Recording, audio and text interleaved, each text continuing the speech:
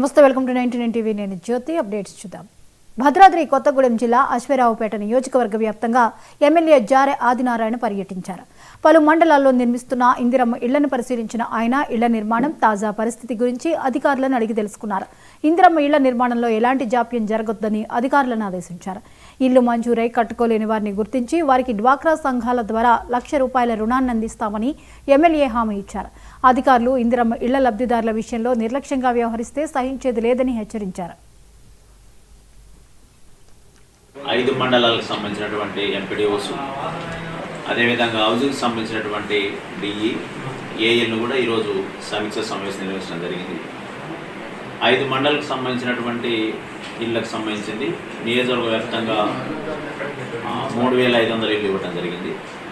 దానిలో భాగంగా ST sub plan కూడా 1000 ఇళ్ళు ఇవ్వడం జరిగింది. ఇచ్చినటువంటి ఇళ్ళ యొక్క ప్రక్రియ ఎలా ఉంది, మరి ఎన్ని బేస్ మట్టం కట్టబడింది, ఎన్ని గ్రౌండింగ్ చేశారు, ఒకవేళ గ్రౌండింగ్ చేసేటప్పుడు ఏదన్నా సమస్యలు ఏమైనా వస్తున్నాయా అనేది కూడా ఈరోజు సమీక్షించడం జరిగింది. మొదటిగా ఇచ్చినటువంటి అంశంలో భాగంగా ఏదైతే ఇందిరా మిల్లు ఇచ్చినామో, ఇందిరా మిల్లు ఇచ్చినటువంటి ప్రక్రియలో భాగంగా మన గ్రౌండింగ్ చేసేటప్పుడు కొంతమందికి గతంలో ఇందిరా మిల్లు వచ్చిందనేది చెప్పేసి వాళ్ళు కూడా కొంతమంది రిజెక్ట్ కావడం జరిగింది. వాటిని కూడా దాన్ని డిలీట్ చేసినాం. దానిలో భాగంగా ఏదైతే ఇందిరా మిల్లులకు సంబంధించినటువంటి శాంక్షన్ ఇళ్ళు ఏవైతే ఉన్నాయో, ఇప్పుడు సుమారు 3,500 ఇళ్ళకు గాను మొదటి దశలు ఇచ్చిన ఇళ్ళకు గాను 65% ఈ రోజు వరకు ఇళ్ళు పూర్తయినాయి.